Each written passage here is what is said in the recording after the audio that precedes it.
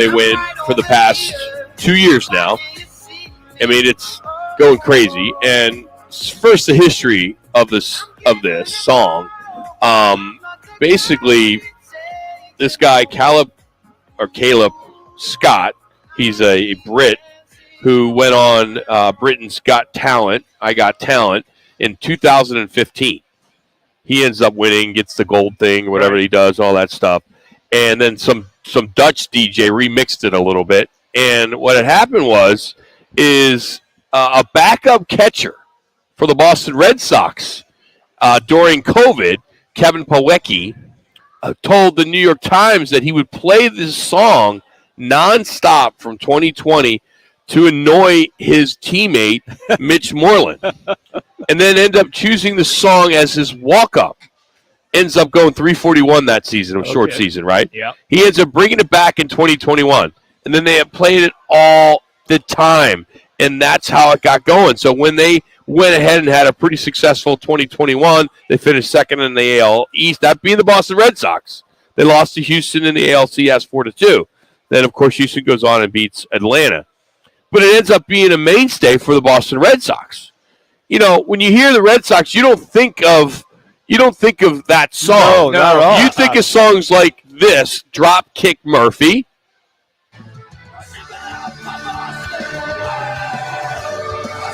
Right? Yeah, Dropkick. Yeah. Or if you're an old school, Yes. if you're an old school Boston Red Sox, Yes. you will know this one, Dirty Water.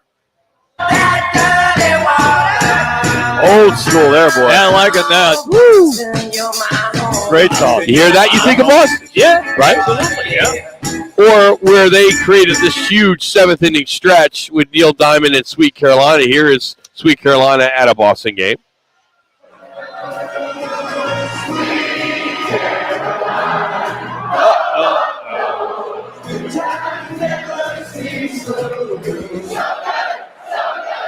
Then there's the Diamondbacks.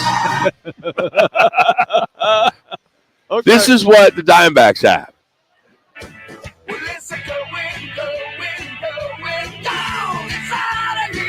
Roger Clyde and Peacemaker. Yes. D-back swing. Yeah, okay. And the problem I'm having with this, yesterday I'm at an establishment.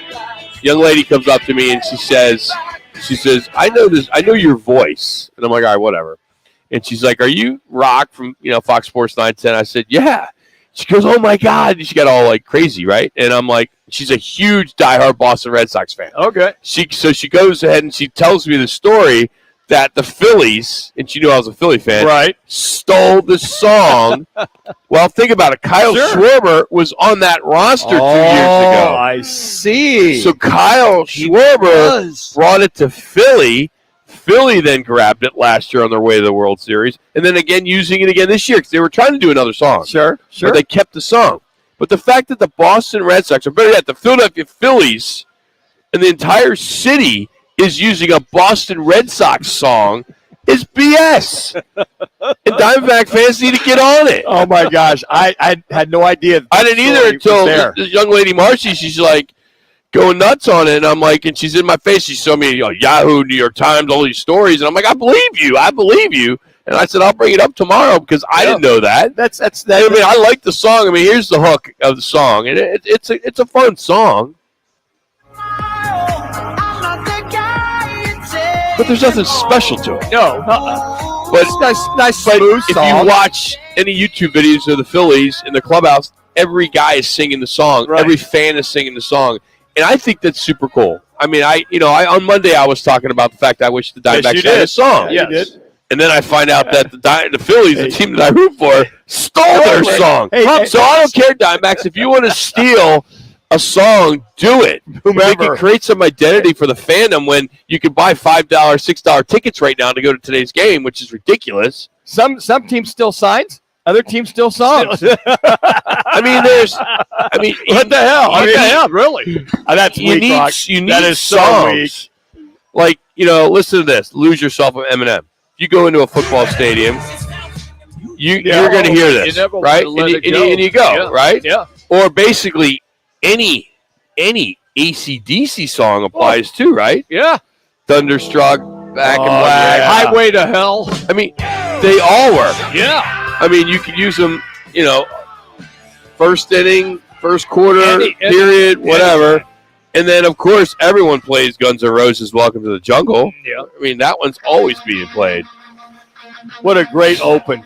Man, 3 minutes. That doesn't set the tone for a game. So let me ask you, is it a crime or not? Yes, absolutely it is. It's a total crime. What a farce, Philly fans. I'm one of them. Are you saying, I know you are you saying that Philly should be arrested for this? Something. The song Police? I mean, think about it. It's an unwritten the NCAA is investigating Michigan today for stealing signs.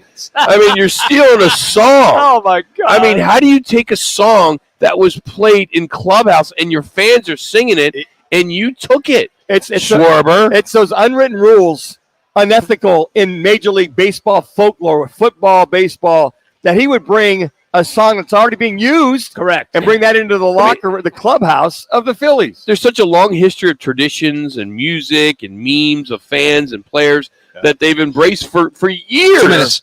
Yeah. And for the Phillies to steal the song is crap. That's weak. I've never heard that till you said that right now, Rock. That is incredible that they would go ahead and people to pick up on it for the Red Sox fans. Yeah. So next time the Phillies come to the Red Sox next year, play the hell out of that song.